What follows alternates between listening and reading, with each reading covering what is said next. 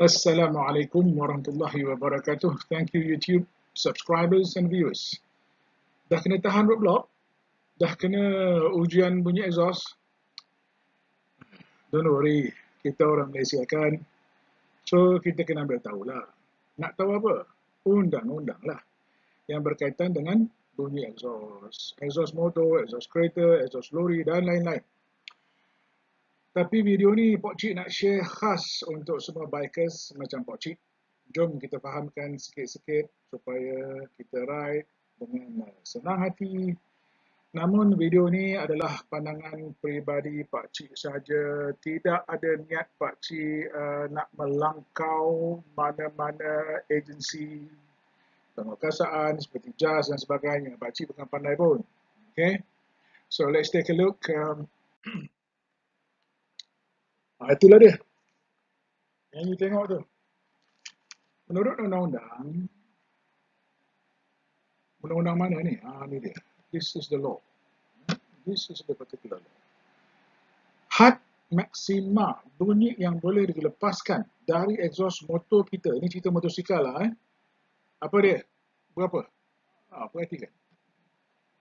Okay, ini semua dah tahu. Jadi, dah nampak kan?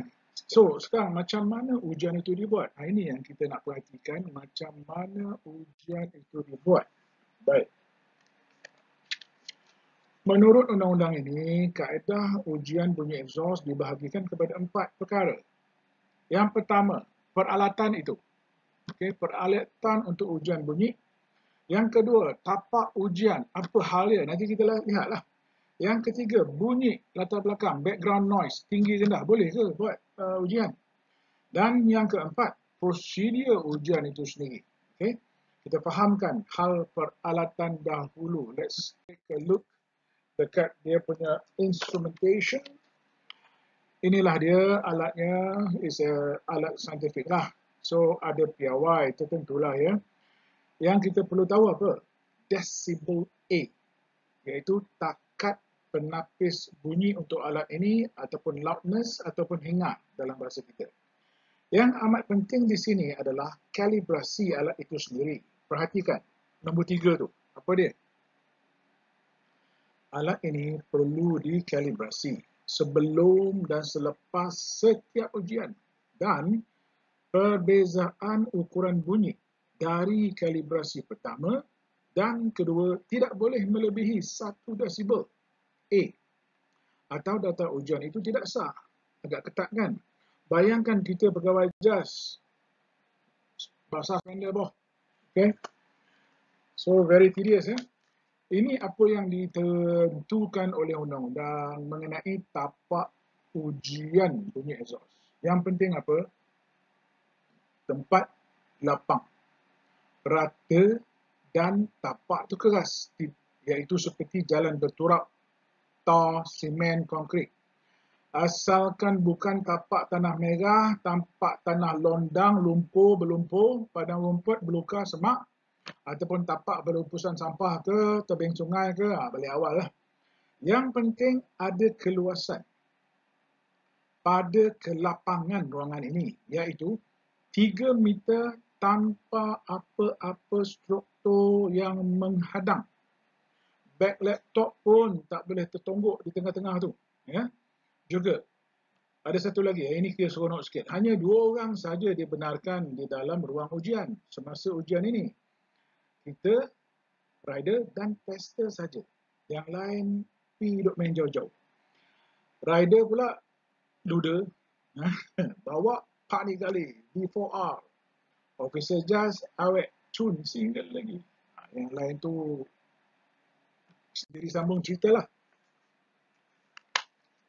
Undang-undang juga telah mengambil kira hal bunyi latar belakang serta ia boleh mempengaruhi data ujian. Maka ada 2 perkara di sini. Pertama, hasil ujian perlu lebih tinggi daripada bunyi latar belakang sebanyak 10 desibel A. Sila lihat contoh yang saya dah berikan tu. Kedua, desiran angin, hembusan bayu atau ribut angin lah senang.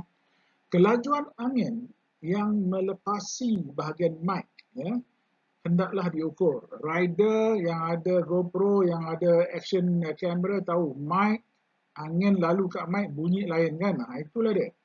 Tidak boleh buat ujian ketika ini. Kelajuan angin adalah melebihi 5 meter sesaat. Tak boleh buat ujian, boleh balik awal. Okay. So, next question. Berapa kali nak ukur tahap bunyi untuk setiap ujian? Jawapan dia 3 kali. Dan setiap ukuran hendaklah tidak melebihi 2 desibel A perbezaan mereka. Sila lihat rajah, saya dah berikan contoh. Baik, sekiranya kita telah berjaya mendapat 3 ukuran dan memenuhi syarat tadi, maka pengiraan paras bunyi dari exhaust kita adalah seperti nombor 3 di bawah itu. Senang ya kan kira? Beres. Next, macam mana dia open throttle kita? Idling saja ke? Start, idle ataupun drive bombing sampai meter RPM meletup? Ini kita nak tahu juga. Bila motor dah dibawa ke tengah-tengah, ini mungkin polis ke bawa ke JPJ ke bawa, akan bawa motor ini escort ke tempat ujian. Jadi bila motor dah dibawa, dah sampai ke tengah-tengah gelanggang ujian, bermulalah persiapan untuk diuji. Bagi seorang rider, gemuruh ketika itu, ilmu knee down ke, ilmu skill elbow down ke, dah tak ada makna. Hanya pasrah seorang street fighter sekadar menolak motor harga RM90,000 lebih second hand tu. Ya. Okey, yang pertama, bila sampai lapangan, nak test ni gear neutral ataupun zero kalau ada gear indicator tu zero bagi yang ada gear indicator. Okey, start motor, lepas tu clutch lepas. Ingat gear neutral clutch lepas. Jangan tarik clutch lah. Lepas clutch makna clutch engaged.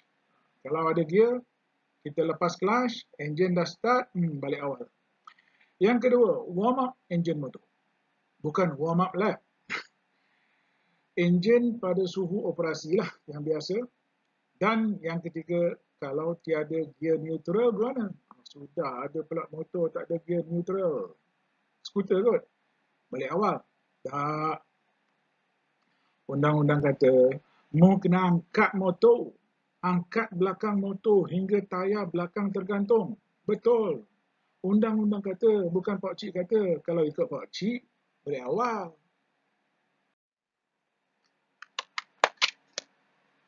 Hal mikrofon pula. Bukan mikrofon hok mu guna dok nyanyi lagu sejati tu. Bukan hok tu. Hok ni noise level meter mikrofon. Tengok gambar aja Okey. Ketinggian mikrofon sound meter ini diukur dari paras dataran tapak. Bawah hendaklah tidak kurang dari 0.2 meter. Mikrofon hendaklah ditalakan ke arah mulut atau lubang exhaust. Jarak di antara mikrofon dengan lubang exhaust hendaklah 0.5 meter. Ini standard dia. Beres. Dah? Tu motor hamba tu. Ayah besar namanya.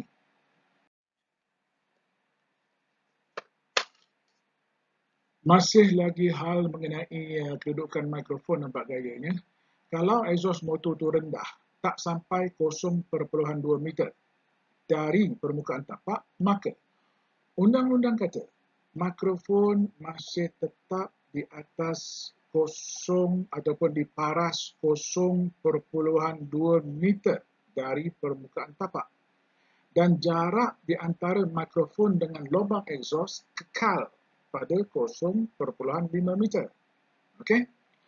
Motor makna yang smart, tapi tak berkenan pula rim dia, lidi. Okey, jom kita tengok pula dari sudut atas. Ada benda yang undang-undang ni nak sebut. Jadi, kedudukan mikrofon bukanlah menghadap mulut exhaust atau setentang dengan lubang exhaust. Dia jadi gini, kata undang-undang. 45 darjah ke arah luar dari garisan selari sisi motor. Boleh faham kan? Kamu tengok gambar rajah. Ini kalau exhaust satu. Kalau exhaust banyak, jom kita kaji lagi undang-undang. Kita ambil contoh exhaust ada dua. Popular lah. Yang penting adalah jarak di antara kedua-dua exhaust itu.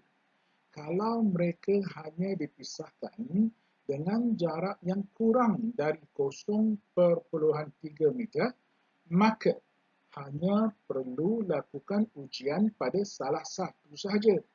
Pilih exhaust yang lebih terkeluar dari garisan sisi motor. Kalau boleh pilih, kalau sama, pilih salah satu. Atau orang Johor kata yang lebih terdepang atau terkangkang atau terjojol, apa-apalah. Dan dipaham. Jadi pilih mana satu. Comel motor di atas tu, tapi pakcik rasa R1M. Pakcik dapat fireblade pun dia. Tak diabetes macam ni. Next, kalau kedua-dua exhaust itu, satu kes lagi ni, lebih daripada 0.3 jarak. Apa jadi?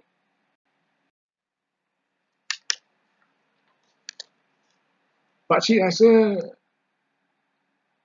Z1000, yang original pipe tu punya exhaust, dah lah 4 lubang. Jarak lubang di kanan dan kiri pun rasanya lebih dari 0.3 meter kot. Tak sure. Ini kena tanya Pak Ya. Pak Ya Dynojet tu. Alah, member baik Karak King. Karak Highway King tu. Siapa tak kenal? Okay. So, undang-undang kata macam ni. Setiap exhaust akan diuji secara individu. Kalau kes macam ni, terkangkang sangat, dia kena individu. 3 ukuran dari sisi kanan, 3 ukuran dari sisi kiri. Keputusan data tertinggi di BA-nya lah yang dikira paras bunyi bagi motor ini. Okey? Beres. Habis? Kalau motor perabot, macam mana? Oh, motor perabot ni yang ada pannier bag besar-besar tu, saddle bag ke, kotak, tong, kiri kanan. Ini. Belakang exhaust pun kadang-kadang ada bag. Jadi kita tengok apa undang-undang kata kalau motor yang mempunyai banyak alat-alat perabot tu. Jangan marah yang mana pakai tua baik gurau macam ni. Okey, kalau pakai motor ni selamat. Kenapa pula?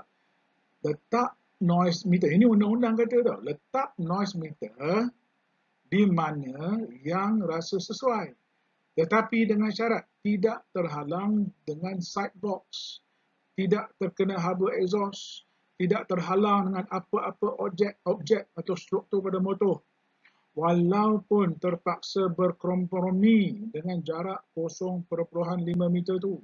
Maknanya ada kelonggaran kat sini. Teringat saya bila tour bike ni, motor yang gelap tu, yang 1250, teringat saya Belut TV. Saya juga subscriber Belut TV. So, kalau Belut TV menonton, Kapitan dan geng, you are safe. So, lepas PKP ni, nak pergi mana?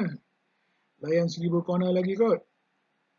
Tak nak try ride pergi Rusia ke?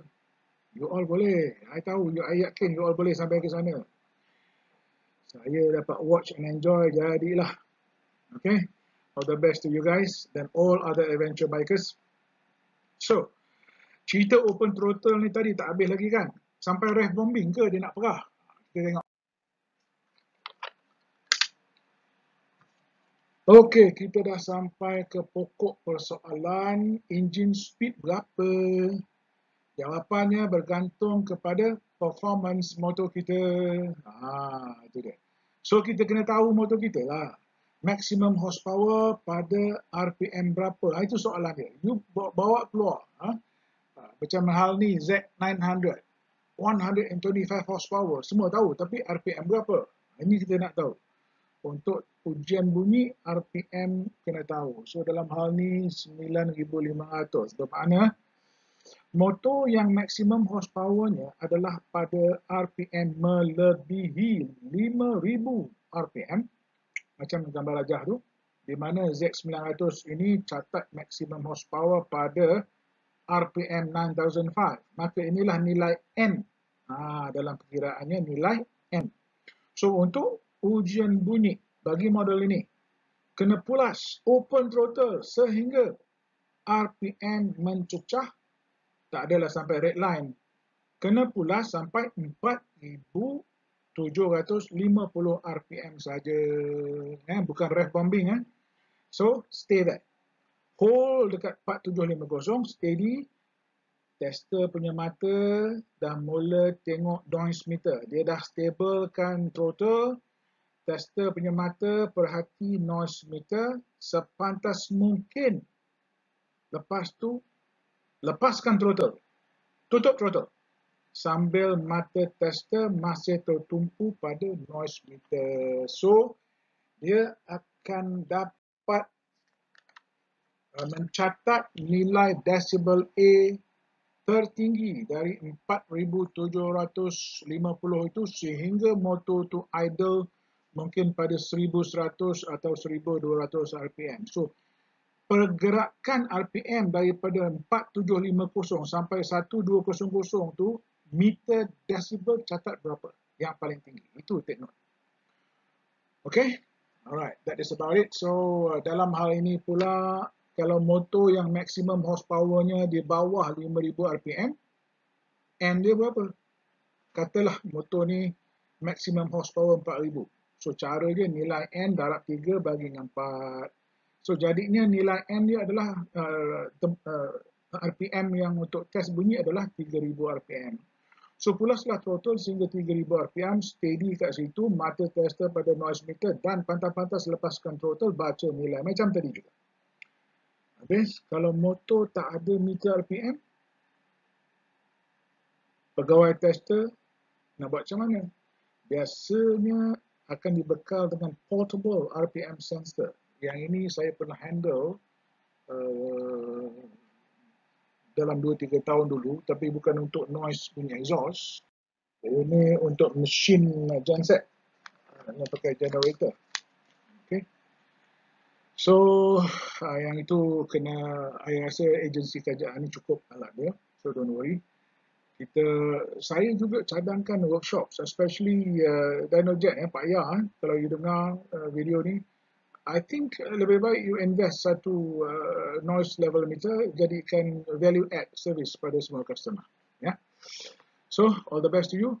Jadi, lain-lain kenderaan macam mana? Dia takluk juga, lori ke, bas ke, trailer, semua kena. Itu undang-undang yang sama, cuma yalah, peraturan 7 juga, peraturan yang sama, tetapi jadual dia lain. Dia masuk di bawah peraturan 7, tetapi jadual keempat. Tapi Pak Cik tak cover ni lah, dok. Pada pandangan Pak Cik lah, bunyi motor tu kuat atau bising, boleh. Tapi di mana dan bila kita keluarkan bunyi itu, especially yang bising tu, itu yang menjadi isu. Dah kalau mu lalu sebelah surau, yang sedang solat jemaah, atau sedang ada majlis ilmu, ada tazkirah pada selepas maghrib dan isyak, atau mu ref motormu dengan exhaust open, exhaust open tu di celah-celah taman perumahan, atau perkampungan, pejabat-pejabat, atau depan rumah Tok Imam, Tok Bilal, Tok Siap, Noja, pukul berapa? 10 malam hingga awal pagi, memang tidak berperi kemanusiaan lah kita ni, kan? Kawan, fikir tu. Jadi masalah bunyi ni, bunyi bising kat mana-mana ada. Cuma bila bunyi itu bising. Jadi Alhamdulillah, so maafkan hamba, saya ni banyak buat silap ya agaknya dan kekurangan saya. Enjoy your bike. Semoga kita dipeliharanya sentiasa juga, dikurniakan kita semua keselamatan, kesejahteraan, kebahagiaan dan kejayaan kehidupan kita di dunia dan di akhirat. Until we meet in the next video, video Pak Cik ini lebih pada environmental sciences. InsyaAllah kita jumpa lagi. I wish everyone, Assalamualaikum warahmatullahi wabarakatuh.